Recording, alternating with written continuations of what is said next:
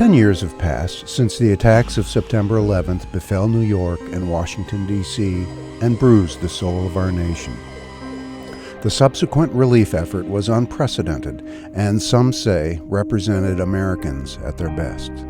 Before the sun set on that fateful day, a team of 7 from the Savannah River National Laboratory was summoned to New York City to provide technical support to urban search and rescue teams at Ground Zero. This month we sit down with members of that team as they reflect on their experience 10 years ago. Well, the morning of September the 11th started just like any other morning.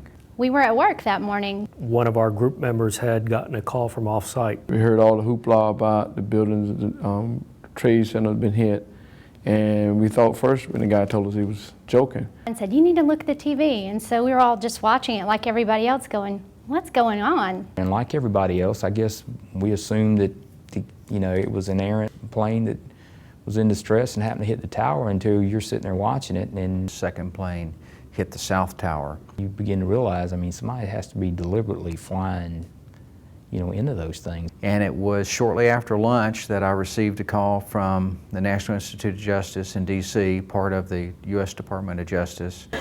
Okay. And we were asked what kind of engineering or technical support could SRNL provide to assist in New York.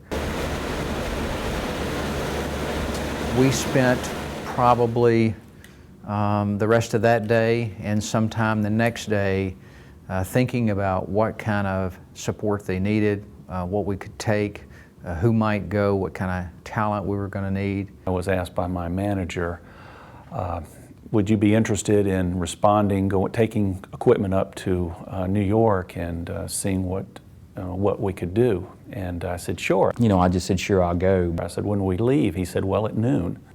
So we had wives bringing suitcases to the site. And we put equipment in 2 suburban vehicles. Well, I just found out about it this morning. Todd Coleman called, and he knows what kind of equipment we had and wondered if we could assist in any way.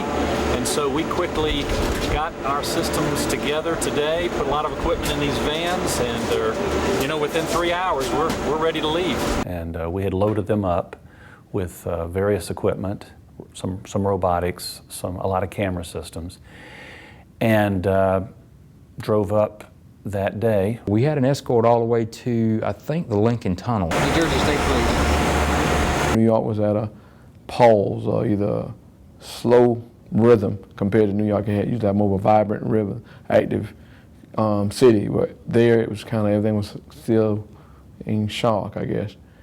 When I got there, unlike many of our team members, I was actually born and raised in New York, and actually seeing that firsthand was just left me speechless. It was not real. All the debris around the area, because all of the contents of those buildings went somewhere. The sheer size, the volume of the event, of the area affected was phenomenal.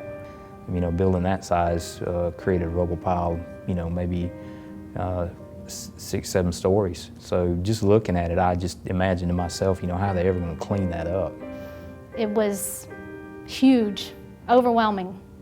Another thing that I remember quite vividly, and I know other of my team members would say the same, is that it did have a very unique smell. Like an electrical fire mixed with...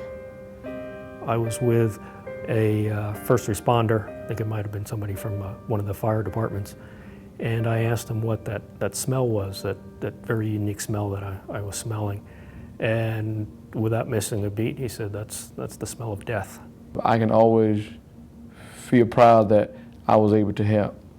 And to me, that was one of the biggest proofs of being an American. I guess it's the closest thing, being that I'm not a soldier or not a veteran, that say I was actually on the front line somewhere and feel like I did something to help America at the time they was in need. It's made me try to be a little more patient with things, realizing that at any moment, something like that could happen. Personally, I guess you just cherish life and know how fast your way of life can change in an instant. After 10 years, the experience of Ground Zero, for one, I will never forget the level of teamwork and cooperation, and how people can pull together when they're all faced with something that's horrible to every person in America. The way people pulled together was just life-changing. You know it could be that way.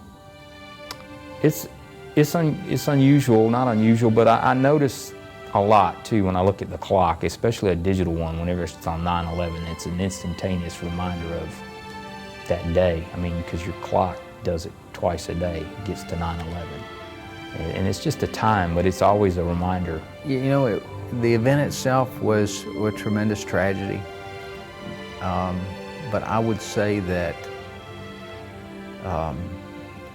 the real tragedy follow-on would be if we forgot what happened and we forgot the price that was paid. If we didn't learn a lesson about what's important to us, let's not forget, keep our eye on the ball, and commit to pay attention to those things that are important to us.